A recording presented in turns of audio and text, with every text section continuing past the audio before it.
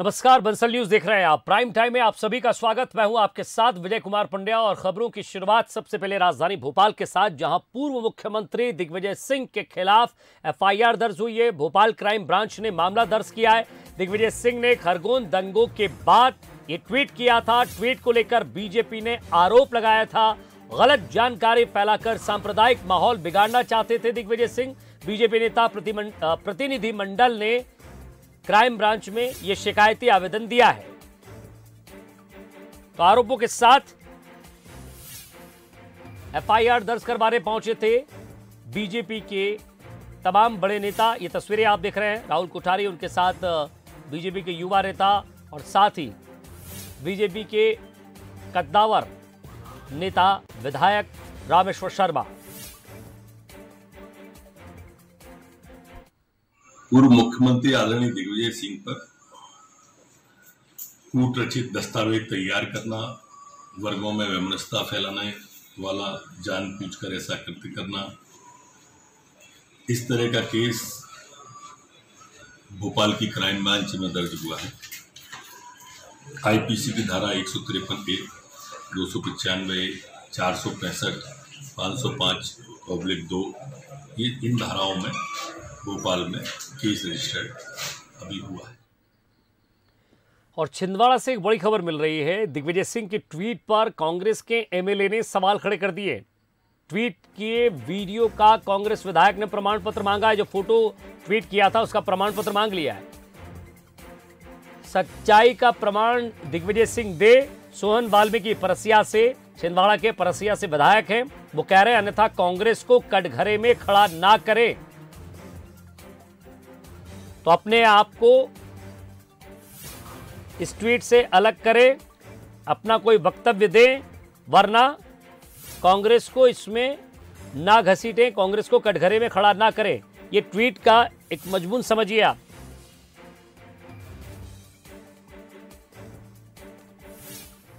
सिंह जी के पास में यदि इस का पूरा प्रमाण है तो वो प्रमाण प्रस्तुत करें, और प्रमाण प्रस्तुत नहीं कर पाते हैं तो निश्चित रूप से कांग्रेस कटघरे में खड़ी होती है। तो जिस तरीके से बीजेपी ने एफआईआर करा दिया, सारी वारदातें सामने आ गई, और हमारे से छोटे छोटे कार्यकर्ता जब हमसे पूछता है तो हमको बहुत सारी तकलीफें होती हैं जिसका जवाब हमारे पास नहीं होता। तो मैं माननीय दिग्विजय सिंह जी के ट्वीट के माध्यम से मैंने ये पूछा है कि यदि अपने पास प्रमाण है तो हम प्रमाण प्रस्तुत करें, ताकि हम भी फ्रंट में आके बीजेपी से लड़ सकें। तो यहां परसिया से विधायक ने एक बड़ा सवाल कर लिया है दिग्विजय सिंह जी से। सवाल यही है कि पार्टी क्या वाकई दिग्विजय सिंह से कोई सवाल करेगी, क्योंकि पार्टी की तरफ से कोई भी आधिकारिक बयान, ट्वीट फिलहाल नहीं है। और इधर भोपाल से बड़ी खबर, शहर काजी और मुफ्ती की एक अपील सामने आई है। मुसलमानों से अपील की है उन्होंने, एमपी की हर मस्जिद के बाहर सीसीटीवी लगवाया जाए। असामाजिक तत्व विवाद करेगा तो सीसीटीवी कैमरे में कैद हो जाएगा।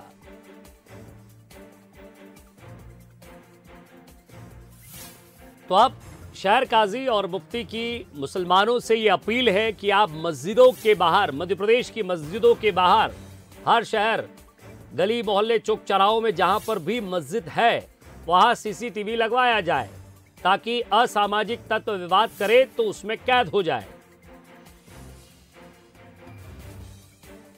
सूरज शर्मा हमारे संवाददाता हमारे साथ जुड़ गए। सूरज, सांच को आंच नहीं, लेकिन सवाल यह है कि हर पक्ष चाहता है कि कम से कम जो दोषी हो उसी पर कार्रवाई हो, और उसके लिए एक अपील शहर काजी की। देखिए, बिल्कुल विजय, जिस तरीके से खरगोन की घटना सामने आई, जिस तरीके से मुसलमान जो पक्ष है उनका ये कहना है कि मस्जिद में भगवा तिरंगा लहराया गया, ऐसा यही वजह है कि जिस तरीके से दंगे का रूप उस घटना ने लिया। तो कहीं ना कहीं जिस तरीके से साफ तौर पर एक त्योहार का मौसम भी है, रमजान भी चल रहे हैं, इफ्तारी चल रही है, ऐसे में कहीं ना कहीं शहर काजी ने पत्र लिखकर सभी मस्जिदों को अलर्ट किया है कि वह सीसीटीवी कैमरे मस्जिदों के बाहर लगाएं, ताकि जो घटना को अंजाम देने वाले लोग हैं, संवेदनशील लोग हैं, वो इस तरीके कोई घटनाक्रम ना कर पाए। इसको लेकर अलर्ट जारी किया है। सीसीटीवी कैमरे होंगे तो कम से कम असामाजिक तत्व मस्जिद तक नहीं पहुंच पाएंगे। और जिस तरीके के हालात मध्य प्रदेश में यदि बने हुए हैं, जैसा कि पत्र में उन्होंने लिखा है, खासतौर से मुसलमानों को सताया जा रहा है, ऐसे में कहीं ना कहीं हमें अपनी सुरक्षा करते हुए एहतियात बरतना है और मस्जिदों के बाहर सीसीटीवी कैमरे लगाएं, ताकि यदि भविष्य में इस तरह की घटनाएं होती हैं तो यह तय किया जा सके कि घटना को अंजाम किसने दिया है। विजय। शुक्रिया सूरज इस तमाम बातचीत के लिए।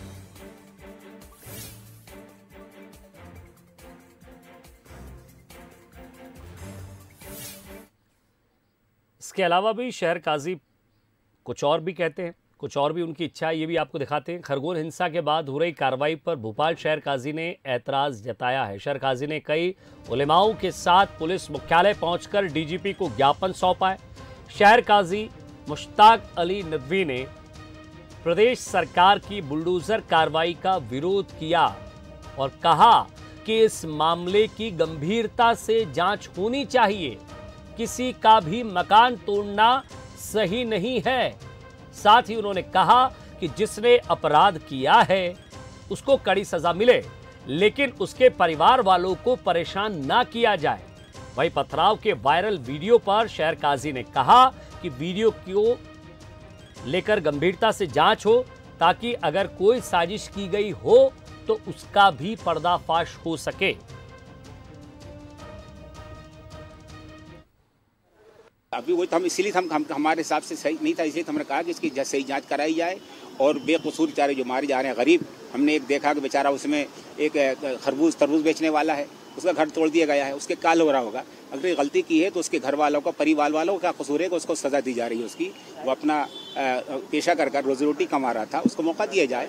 इस तरह का काम नहीं होना चाहिए। इस सिलसिले में हमने उनको मुतवज्जो किया है और उन्होंने यकीन दिलाया कि ऐसी कार्रवाई नहीं होने देंगे। हाँ, ये पथराव के सिलसिले में कहा कि इसकी भी तहकीक हुई, पथराव करने वाला कौन था, कि अगर कोई साजिश है या किसी ने किया है। अगर किसी मुसलमान ने किया था, मुसलमान उसके ऐसा काम ना करें, ठीक ही बात है। मकानात का तोड़ना बिल्कुल दुरुस्त नहीं है। किसी शख्स को अगर आपको पकड़ना है तो पकड़ सकते हैं, अगर कोई मुजरिम है तो उसको पकड़ा जाए, लेकिन किसी का मकान तोड़ देना और मकान तोड़कर पूरे घर वालों को, बीवी बच्चों को, छोटे छोटे बच्चों को, मासूम लोगों को उसकी सज़ा दी जाए जबकि उन्होंने कोई जुर्म नहीं किया है, ये बिल्कुल गलत है, गैर कानूनी है। और खरगोन मध्य प्रदेश का कैराना बन गया है। ऐसा हम इसलिए कह रहे हैं क्योंकि खरगोन के संजय नगर में लोग रहना नहीं चाहते। यहाँ कई घरों की दीवारों पर लिखा गया है यह मकान बिकाऊ है। खौफ का आलम यह है कि लोग कम दाम में ही मकान बेचकर जाना चाहते हैं। वजह है खरगोन के संजय नगर में आए दिन सांप्रदायिक तनाव का होना। इतना ही नहीं, यहाँ करीब 1 साल में करीब 25 परिवारों ने मजबूर होकर संजय नगर छोड़ दिया और कहीं दूसरी जगह जाकर घर बसा लिया है। यूपी के कैराना में भी कुछ इसी तरह की खबरें सामने आई थी, जिसके बाद से यूपी का कैराना पलायन के लिए बदनाम है। 3 दिन पहले खरगोन में हिंसा में एक बार फिर सबसे ज्यादा प्रभावित संजय नगर का इलाका हुआ, जिसके बाद फिर से लोगों को अब घर छोड़कर जाने का डर सताने लगा है। इस बीच बंसल न्यूज की टीम ने संजय नगर में प्रभावित इलाकों का जायजा लिया। देखिए हमारी एक्सक्लूसिव रिपोर्ट। खरगोन में जब जब हिंसा की घटनाएं होती है तब तब संजय नगर का इलाका सबसे ज्यादा प्रभावित होता है। और इस बार भी जब रविवार को यहां पर हिंसा हुई तो उस वक्त संजय नगर में भी जमकर उपद्रव मचा। तस्वीरें यहां पर बयां करती है कि किस तरीके से उपद्रवियों ने न सिर्फ तोड़फोड़ की बल्कि यहां पर आगजनी की घटना को भी अंजाम दिया, जिसमें तमाम घर का सामान जलकर राख हो चुका है। संजय नगर वही क्षेत्र है जो संवेदनशील इलाका कहलाता है और जब शहर में कहीं भी हिंसा होती है तो उसका प्रभाव इसी क्षेत्र में देखने को मिलता है और रविवार को भी यही स्थिति देखने को मिली। और इसके साथ में एक और तस्वीर यहाँ पर इसे या तो जो है वो उपद्रवियों का खौफ कह लें या फिर दंगों की दहशत। लोग इतने खौफ में हैं कि घरों के बाहर लिख दिया गया है कि ये मकान बेचना है। अमूमन हर दूसरे मकान पर आपको यही लिखा हुआ जो है वो यहाँ पर नजर आएगा कि मकान बेचना है। इसी तरीके की तस्वीरें यहाँ पर देखने को मिलती है। दरअसल यहाँ पर जो लोग रहते हैं उनका कहना है कि जब जब शहर में हिंसा होती है तब तब ये इलाका काफ़ी प्रभावित होता है। ऐसे में ये अपना मकान बेचकर किसी सुरक्षित जगह पर जाना चाहते हैं। ना सिर्फ जो है वो हम लोग बात करें लोगों के बीच में दहशत भी है, लेकिन यहाँ पर जिस तरीके से उपद्रवी खौफ मचाते हैं उसको लेकर भी यहाँ पर काफ़ी दहशत देखने को मिलती है। कुछ स्थानीय लोग हैं, मतलब किस तरीके से स्थिति है? हर मकान पर हम लोग अमूमन देख रहे हैं कि मकान बेचना है, क्यों बेचना चाहते हैं? ये हर साल जो माहौल ख़राब होता है उसके डर, माहौल ऐसा क्रिएट हो जाता है कि लोगों को डर लगता हो जाए ताकि शांति से रह तो सके, क्योंकि हर साल जरा सा भी कुछ होता है लोग पलायन की तरफ जाते हैं, यहाँ रहना कोई पसंद नहीं करता है। कितने लोग अभी भी यहाँ से कई लोग भाग भी चुके हैं? जी 20-25 परिवार लोगों के घर मतलब दूसरी जगह शिफ्ट हो गए हैं। आप भी मकान बेचना चाहते हैं, यही वजह है कि? मकान बेचने की वजह सिर्फ ये है कि अब यहाँ धांधल होती है, हम ये गली में घुसते हैं, हमारे पे खतरा करते हैं, इसलिए हमने हमारी बहू बेटियों के लिए हम बेचना चाहते हैं। मकान बेचना है, ये अमूमन हर घर के बाहर हम देख रहे हैं, क्या मजबूरी है? बस ये माहौल की वजह से बेचना चाहते हैं और कुछ वजह नहीं। काम कहीं भी करो, बाकी दिन भर समस्या घर की रहती है कि कब माहौल खराब हो जाए। बस प्रशासन कुछ बात आपने की क्या? बस कुछ सेफ्टी हो जाए, बस यही, वरना मकान बेचो और कहीं भी जाके निकलो। देखिए, कुल मिलाकर ये ज़मीन का संकट इसे कहेंगे कि जहां ये लोग रहते हैं वहां पर अमूमन स्थितियां ऐसी बनती है और यही मजबूरी है कि अब इन्हें अपना घर छोड़ना पड़ रहा है। मजबूरी इस बात की भी है कि यहां पर हालात इसी तरीके से बिगड़ते हैं और यही वजह है कि घरों के बाहर लिखा हुआ है कि ये मकान बेचना है। ग्राउंड रिपोर्ट लगातार आप देख रहे हैं बंसल न्यूज़ के लिए खरगोन से कैमरा पर्सन जितेंद्र मकवानी के साथ पीयूष पारे की report. AIMIM chief Asaduddin Owaisi के खरगोन मामले में किए गए ट्वीट के बाद बीजेपी सांसद राकेश सिंह का बयान सामने आया है। जबलपुर में सांसद राकेश सिंह ने कहा है कि ओवैसी की राजनीति जाति और धर्म पर ही चलती है, इसलिए ओवैसी ने एक वर्ग विशेष को संतुष्ट करने के लिए ही ट्वीट किया है। उन्होंने कहा कि जुलूस पर अटैक होना दुर्भाग्यपूर्ण घटना है, सरकार कार्रवाई कर रही है। मध्य प्रदेश शांति का टापू है, यहां उपद्रव बर्दाश्त नहीं किया जाएगा। दरअसल खरगोन में उपद्रव के बाद हो रही कार्रवाई पर ओवैसी ने ट्वीट किया था। क्या कहते हैं, ये महत्वपूर्ण नहीं है। ओवैसी की राजनीति जाति और धर्म पर ही आधारित है और इसलिए ओवैसी जी का जो भी बयान होगा वो एक वर्ग विशेष को संतुष्ट करने के लिए ही होगा। उन संगठनों को जो जुलूस निकाल रहे थे, जिन्हें हिंदूवादी संगठन कह रहे हैं, उन्हें कोई अंदेशा नहीं था, अन्यथा वो वहाँ से जुलूस क्यों निकालते। जुलूस निकला, जुलूस के ऊपर अटैक हो जाता है, लोगों को मारा जाता है बुरी तरीके से, तो ये बहुत दुर्भाग्यपूर्ण है और इसमें कानून अपना काम कर रहा है। जो दोषी हैं उसके खिलाफ कार्रवाई कर रहा है। खरगोन में हुई हिंसा के बाद जबलपुर में भी पुलिस अलर्ट मोड पर आ गई है। आने वाले दिनों में त्योहारों में सुरक्षा व्यवस्था बनी रहे, इसको लेकर पुलिस ने सोशल मीडिया सेल एक्टिवेट किया है, जिससे अगर कोई व्यक्ति किसी प्रकार का सांप्रदायिक मैसेज सर्कुलेट करता है तो उसके खिलाफ तत्काल एक्शन लिया जाएगा। साथ ही फिक्स पॉइंट पुलिस की तैनाती और रात्रि गश्त में इसे और ज्यादा बढ़ाया जाएगा। सोशल मीडिया जो हमारे सेल है उसको भी हमने एक्टिव किया है, क्योंकि अमूमन ऐसे समय असामाजिक तत्व जो है सोशल मीडिया पे कुछ अनावश्यक कुछ प्रचार प्रसार करके भी उनकी कोशिश रहती है माहौल ख़राब करने की। तो उनके लिए सख्त मैसेज है कि सख्त से सख्त हम कार्रवाई करेंगे।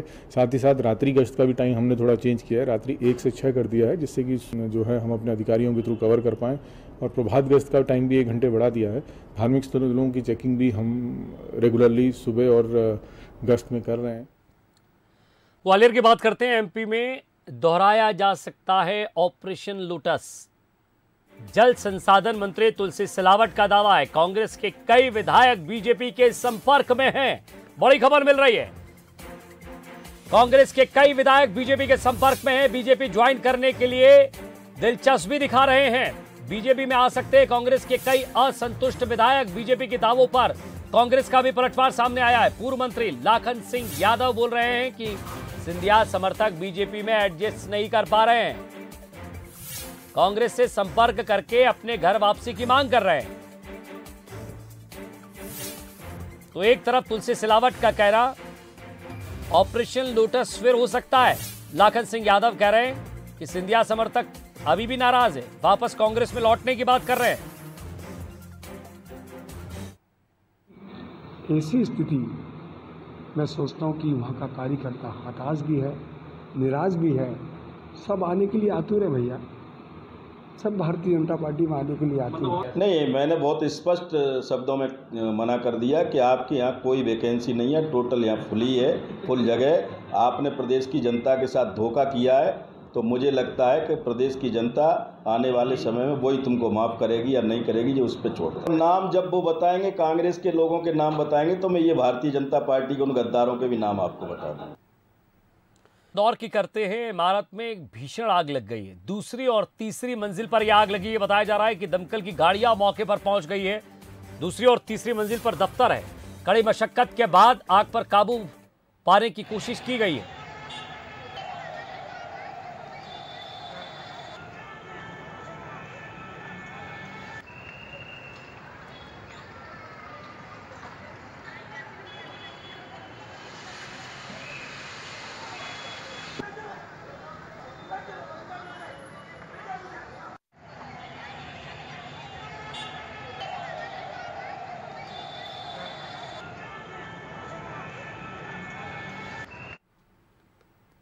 आगे बढ़ते हैं।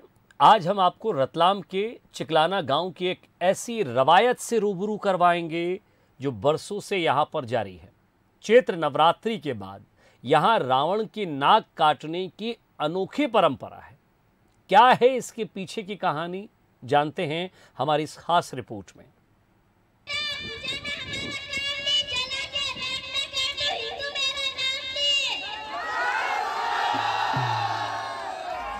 ये जंग हथियारों की नहीं, अल्फाजों की है। शब्दों के बाण हैं, लफ्जों की तलवार, और इन पर चलती है एक बरसों पुरानी परंपरा। रावण क्यों मस्ती पे आया, हनुमान को खबर पड़ी तो ले गोट आया, बोल सियावर रामचंद्र की। ये गांव है रतलाम का चिकलाना, और ये गांव वाले जुटे हैं रावण की नाक काटने के लिए।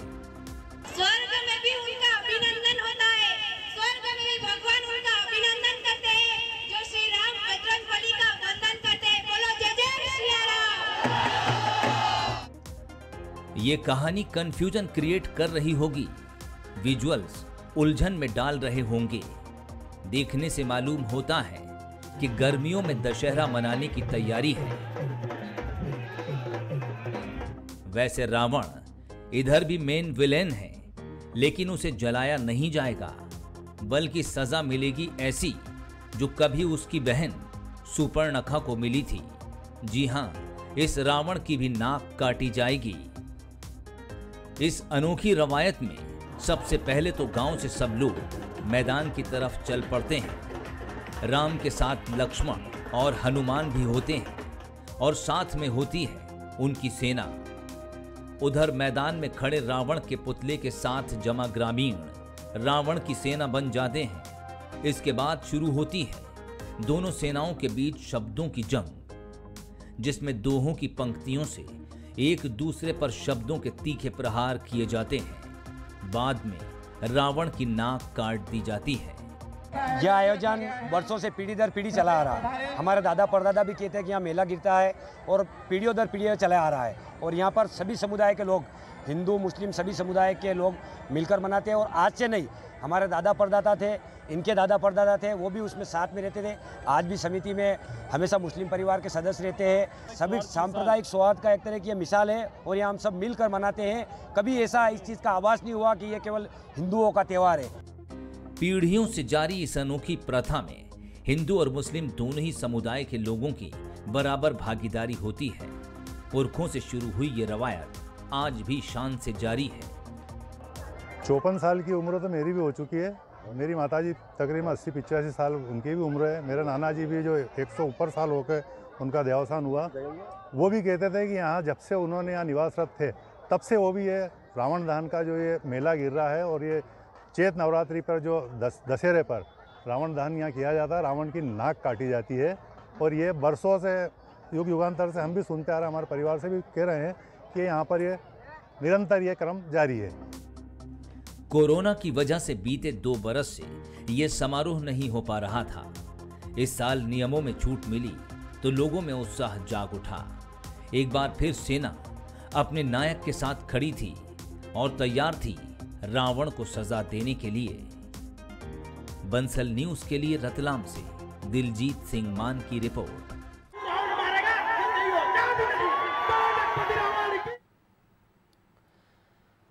लता मंगेशकर पुरस्कार से सम्मानित होने वाले पहले नागरिक पीएम नरेंद्र मोदी होंगे। 24 अप्रैल को प्रधानमंत्री मोदी को लता दीनानाथ मंगेशकर पुरस्कार से सम्मानित किया जाएगा। आपको बता दें कि इस पुरस्कार को मशहूर गायिका लता मंगेशकर की याद में शुरू किया गया है। लता मंगेशकर के पिता दीनानाथ मंगेशकर की 80वीं पुण्यतिथि के मौके पर पीएम मोदी को ये सम्मान मिलेगा। तो जानकारी के मुताबिक मुंबई में सम्मान समारोह का आयोजन किया जा रहा है।